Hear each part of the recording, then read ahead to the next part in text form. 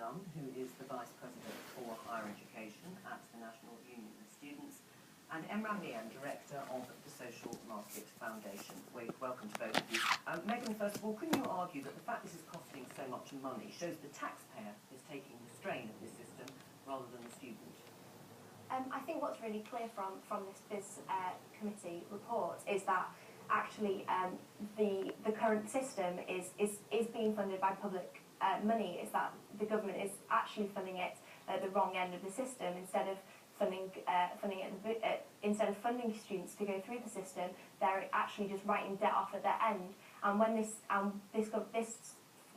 system could end up actually costing the government more than the previous system, which is what NUS has been arguing for the last 4 years. I mean, it's true now we've had the report saying that it's close to reaching the tipping point where it is going to cost the taxpayer and the government more. 45% of loans taken out will never be repaid, close to the 48.6% threshold, at which point experts say the government loses money.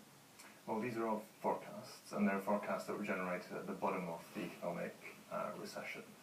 As we go into an economic recovery, these figures will start to look, in my view, a whole lot better.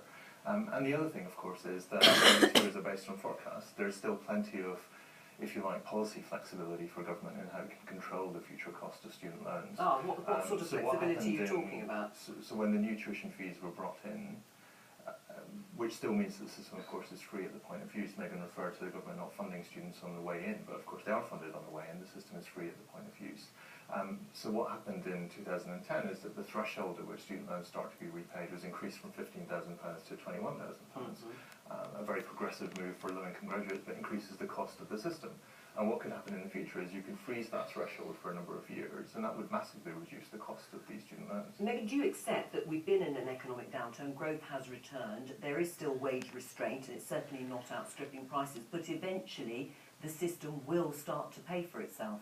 I think what's really clear is that this system is unfair and it's unsustainable, and predictions say that by 2030 this system will have added $94 billion to net public sector debt.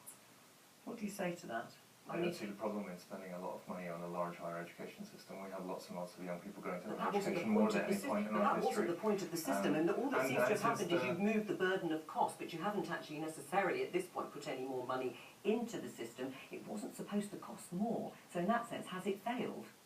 Well, in one sense, the burden of cost hasn't changed. I mean, if it's indeed the case that government is going to lose a lot of money on these loans, then these are still publicly funded university places.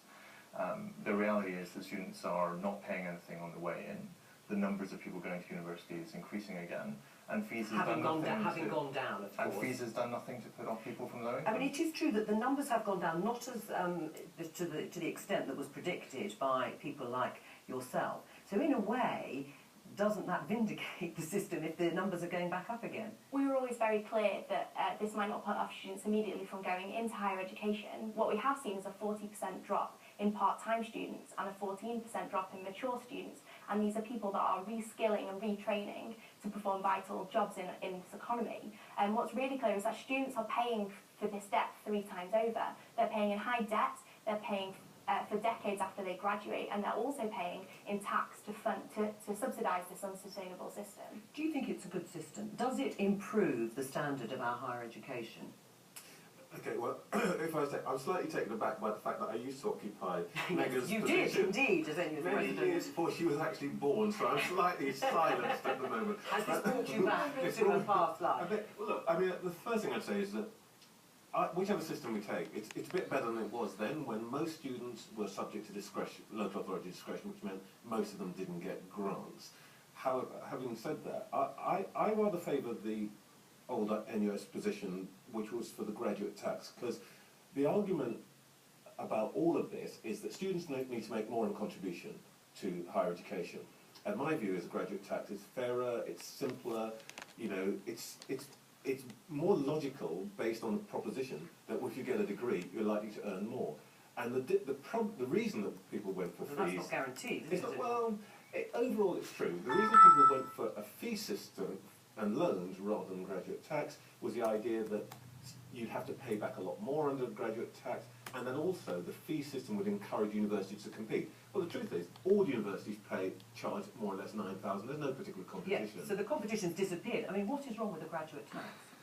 So the problem with the graduate tax is that we have all the best features of a graduate tax in the current system. Repayments are linked to your income, but a graduate tax would be uncapped. You'd keep paying even after you'd met the cost of your higher education. The advantage of a fee system is that the cost that you pay is ultimately capped, and it also has the benefit that it has the potential to create more competition between universities.